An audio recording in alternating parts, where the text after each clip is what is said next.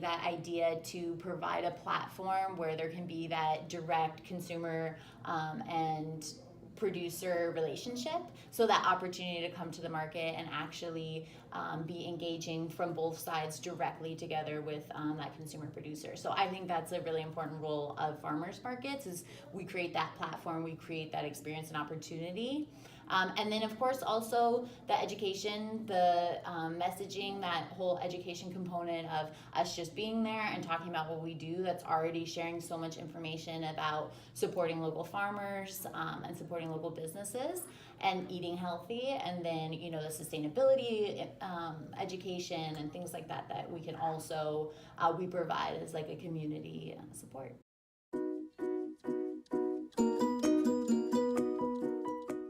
My name is Brooke, and I'm with Abbey Lee Farms. And success, I would definitely say, is the building of community. We are able to connect with lots of different people at the market, which is really great as a vendor. And one obstacle or challenge, I would say, is explaining pricing to people. And, you know, sometimes it's a deterrent, but it does cost money to grow this food and sell it. So some people are, you know, it's hard to compete with grocery store pricing, but people don't realize that this produce that we're selling is local and fresh and so much better for them. So it's just one of the challenges of selling produce that's local.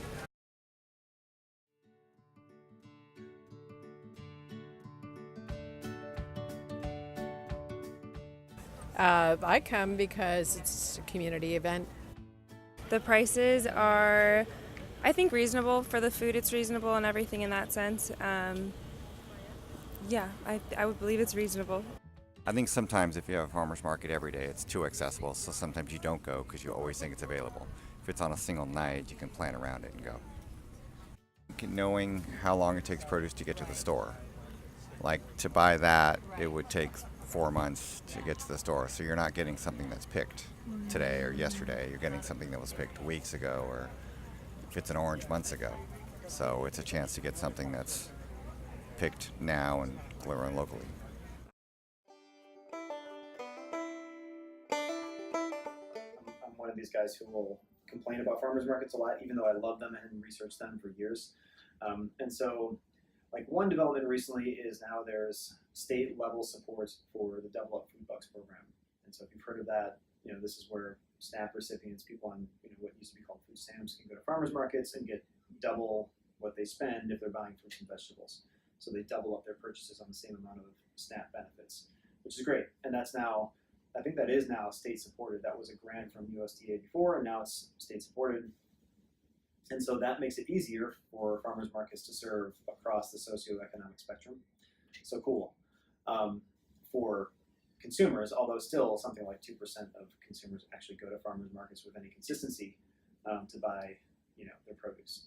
So maybe programs like this, as they grow and then more of them occur, maybe that grows the audience for farmers markets, and that would be very good.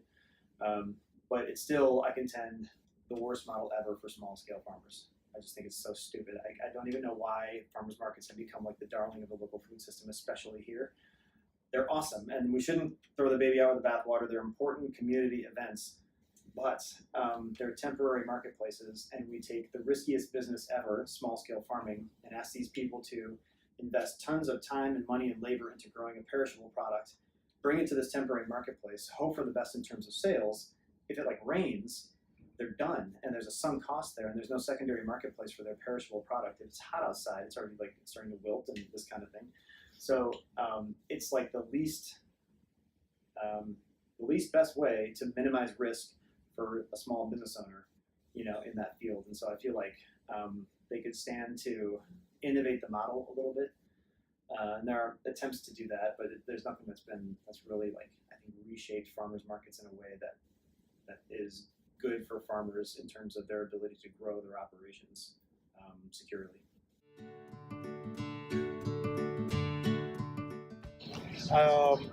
My role is to help with the setup, the layout, and the setup, the coordination of the market, of the vendors and everything. So we do have some challenges. Certainly, we did on Saturday big time because vendors would cancel out. The actual farmers who come to our market, they're already at 3 or 4 markets for Saturday morning, and then ours was like a 5th market, or something.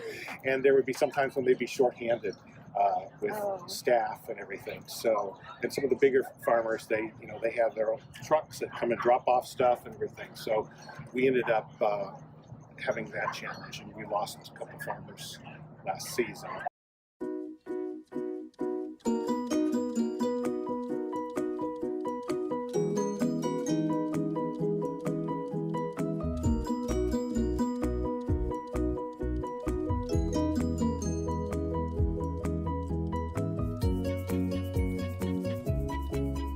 I am a huge believer in one of the wonderful benefits of the market is that you can come and you actually get to talk to the person who grew your produce, harvested your produce, and even not just produce, but baked your bread, and just ask questions, learn. I've been learning so much. I continue to learn every week that I'm at the market about another business that we host and what their operation looks like, what their studio's like, what their kitchen's like.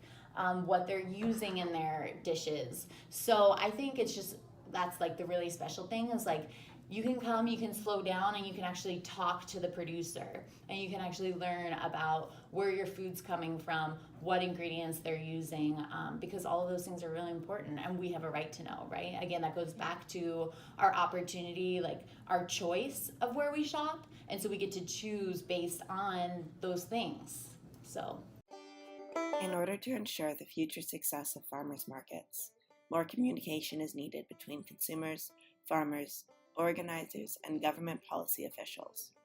So, whoever you are, ask questions and start to understand the challenges that farmers face. If consumers, organizers, and policy workers can understand these challenges, we can start to implement positive changes to overcome the obstacles with more programs like Double Up Food Bucks or even simple organizational shifts that are more convenient. By communicating with each other, we can help create a more sustainable business model out of farmers markets.